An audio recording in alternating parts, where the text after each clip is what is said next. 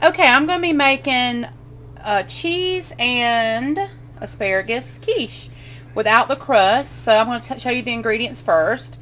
You take, the recipe calls for a tablespoon of butter. I'm using the stick margarine. You can use the spray like that if you like, but I thought it would give it a good flavor with the butter. Sorry for the barking. And then you need 4 large eggs. I'm actually using the extra large eggs because that's all I have, but you need 4 of those. You need a 1.5 cups of cheese. You can use pepper jack cheese. I got a 4 cheese blend. Anything you like you can use. And you need a 1/2 cup of the Park skim ricotta, and then you need a 1/2 teaspoon of salt and an 1/8 teaspoon, no, excuse me, a 1/4 teaspoon of pepper, but to taste however you want it. Then I'm going to do the asparagus.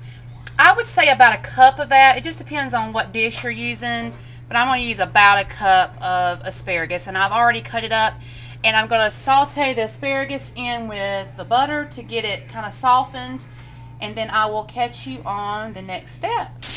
Okay, I'm just sauteing the asparagus in the tablespoon of margarine, and I put a little bit of the cooking spray in there because it wasn't quite enough. But you just saute these until they're soft, and then you need to allow them to cool before you put them in with the egg mixture because you don't want your eggs to scramble. So I'm going to finish cooking these, and then I'm going to allow them to cool, and then I'll put everything together and show you.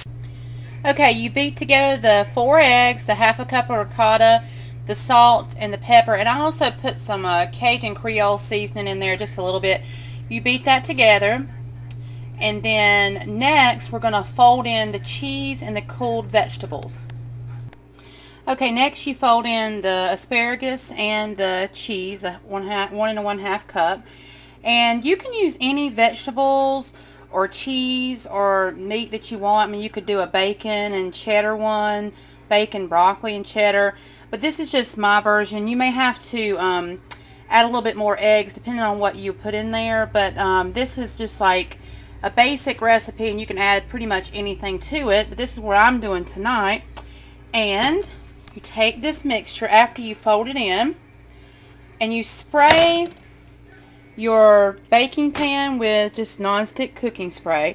Now this is going to be a really thin one because I don't have a pie pan, but a pie pan would work the best on this, like a metal pie pan. But if you don't have that, hold on, let me get this.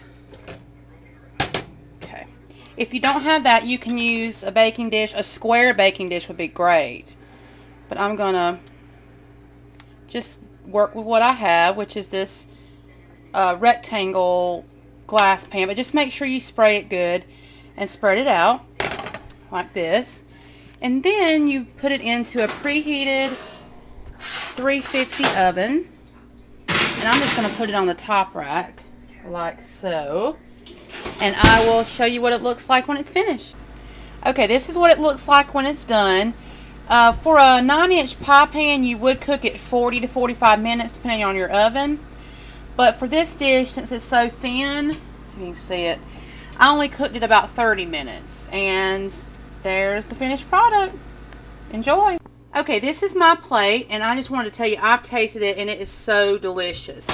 It's really thin, the one I made, but you can make it in the pie pan to be thicker. And I may be able to eat a little more than this since it's so thin. That is a dessert plate, so it looks bigger, but it's really small. But it is so good, and I hope you'll try it. And if you don't like asparagus or that kind of cheese, you can substitute broccoli or anything you like in there. So I hope you make this and you enjoy it.